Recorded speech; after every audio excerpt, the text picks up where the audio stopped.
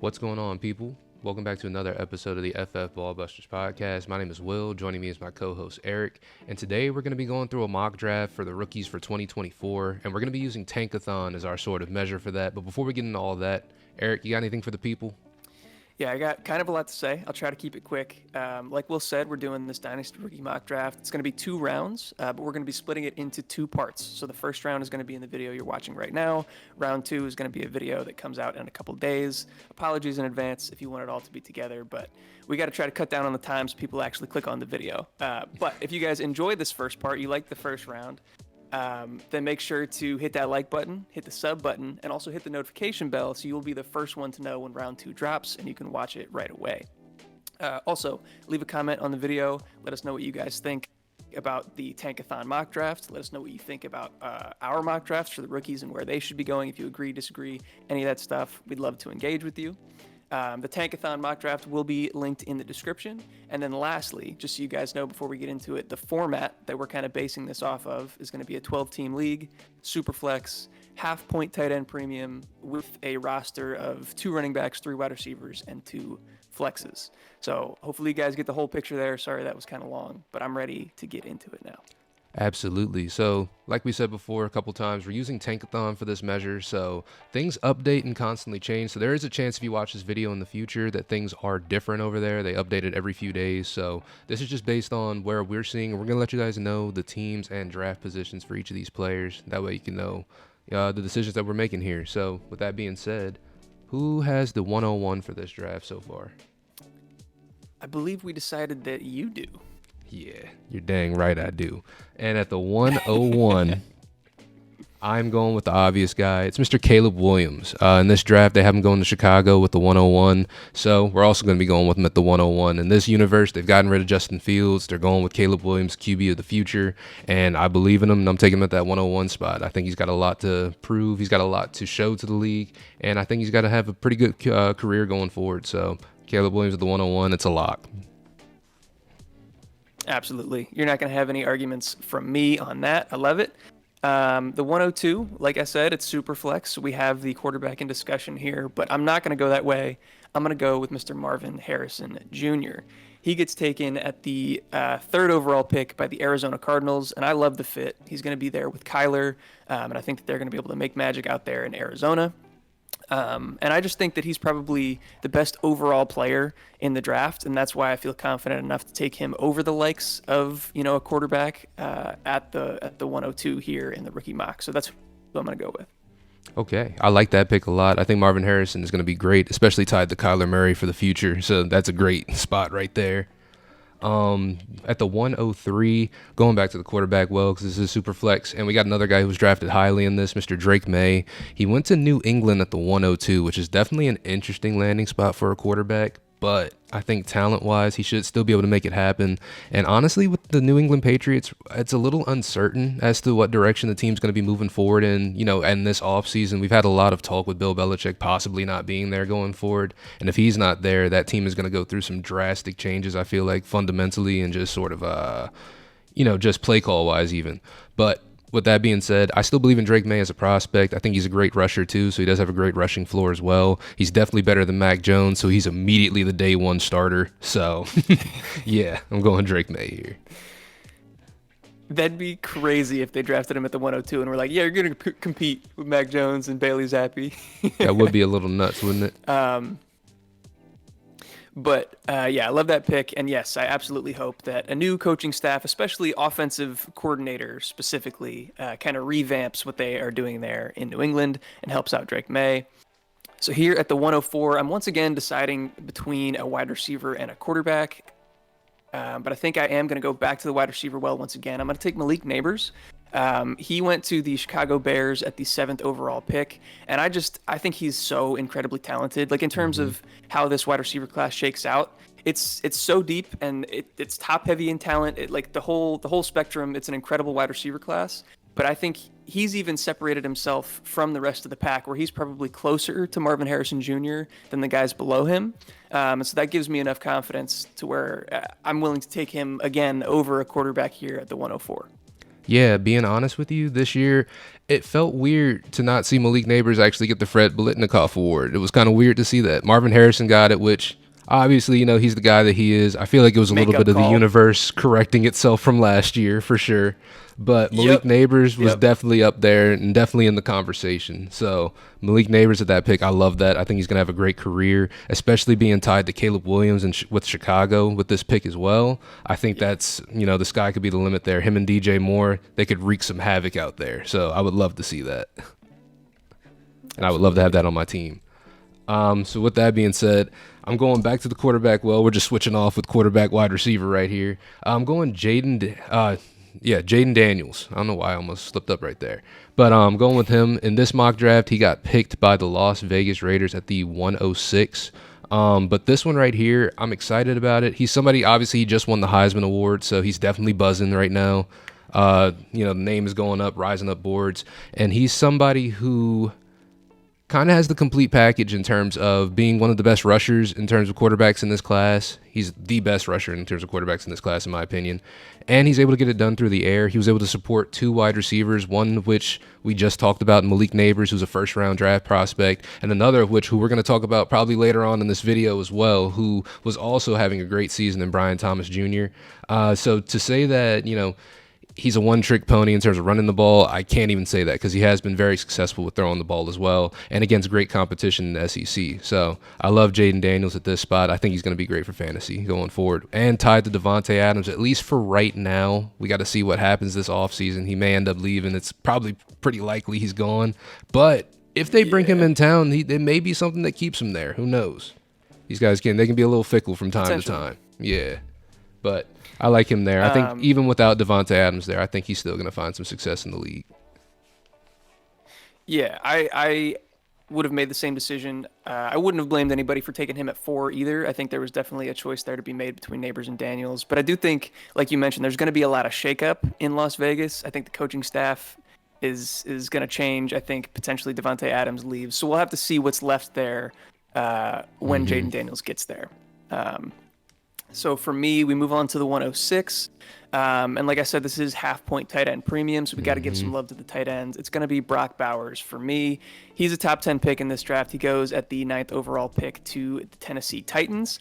Again, Tennessee Titans kind of a team in flux in sort of rebuild mode. We'll see what that looks like. But Will Levis hasn't been terrible. He hasn't been great. I think that DeAndre Hopkins is probably going to be on his way out fairly shortly, and so Brock Bowers will probably be the number one target there for the foreseeable future if this ends up being his landing spot. And we've talked ad nauseum about how good Brock Bowers is. You don't need me to tell you how great of a prospect he is. So if he gets picked in the top 10, he's a lock to go top 6 in a rookie draft, if not higher. Yeah, I agree, especially with this team. If DeAndre Hopkins is to be gone, he would pretty much automatically step in. I feel like it's the number one target for that team. Traylon Burks hasn't really been too inspiring. And like you said, Will Levis, he hasn't been bad, but he hasn't been good. But he's shown some flashes. He showed some flashes last night, honestly. I believe I was a crazy stat that I saw. Teams are like 0-767 when they're down like 14 points with 3 minutes left in the game until last night. So, yeah. It's pretty quite impressive. It is a little impressive, yeah. But at the same time, doesn't really mean much, but it's just an impressive little stat. But I do like Brock Bowers going forward. I think no matter who's throwing him the ball, he's going to be a good tight end in the league, no matter what. But with that being said, moving on to the 107, I'm actually going to go over to the wide receiver and I'm looking at Rome Odunze for Buffalo at this spot. Buffalo's a team that's kind of in flux a little bit as well. We've heard a lot of news in Buffalo, a lot of drama in Buffalo, really. Not even news, just drama. So in terms of how that team is going to be shaped going forward, with the Diggs situation, I'm not really going to talk on that. But the situation we do know about is that Gabe Davis is going to be a free agent after this year. I'm not sure if the team's going to bring him back. I don't think he's someone they really prioritize. They surely didn't prioritize him in the game plan this week. But Rome Odunze, in terms of a player, I think he's much better than Gabriel Davis. I think he's a better separator. I think he's a better route runner. I think he's a better outside receiver than Gabe Davis is. So in terms of earning targets and being able to get those meaningful targets in this offense, I think he's going to be able to go out there and earn them at a higher rate than Gabe Davis is. And if he is able to do that with this high-powered Buffalo offense, I definitely want to have the piece of that on my team, especially with Stephon Diggs not aging out of the league, but definitely getting older. He's 30 now, so who knows how much time he's really got left with this team, with the league. So having Rome Odunze as the guy of the future with this team tied to Josh Allen, I would definitely want a piece of that going forward. That would be so exciting. Electric, man. Like there's zero question that Rome Odunze is leagues better than Gabe Davis and what he's been so far throughout his career. He's the total package, complete receiver, great separator, physical, size, all of it. I'm looking at Spotrac right now for the contract of Stephon Diggs. He is under contract through 2027, but there's a potential out prior to the 2025 season. So if they wanted to go that route, he could play next year, 2024, and then they let him go. I'm not speculating that that's what's going to happen, just talking about potential possibilities there. So Rome Odunze does have the opportunity to become the wide receiver one within the next couple of years. And like you said, tied to Josh Allen, that's fantastic. So I love that. I do think there is a little bit of a drop-off here after Odunze to the 108. I was debating between two wide receivers here at my pick. I'm probably going to go with Keon Coleman, and I'm going to trust the draft capital here. He goes to Cincinnati at the 18th overall pick. I don't want to spoil who I was deciding between, but we'll probably talk about him fairly soon. Keon... I'm anticipating that in this scenario, T. Higgins leaves in free agency. He goes somewhere else. And so Keon would kind of be the T. Higgins replacement. I don't know that I would say that Keon is as complete of a receiver as T. I think T probably beats him in like the separation category, the route running category. But he's certainly not to be bested in terms of contested catch, 50-50 balls, red zone threat.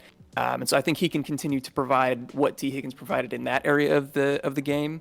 And again, we're talking about guys that are attached to great quarterbacks for the foreseeable future. It's hard to get better than being attached to Joe Burrow for as long as Keon is going to be. So that's where I'm going to go here at the 108. Nah, I love that pick. I think him and Jamar Chase could be a dangerous combination. And like you said, in terms of 50-50 balls and jump balls, there's nobody in this class, except for Marvin Harrison probably, that could match Keon Coleman in terms of efficiency with those. So I love that right there.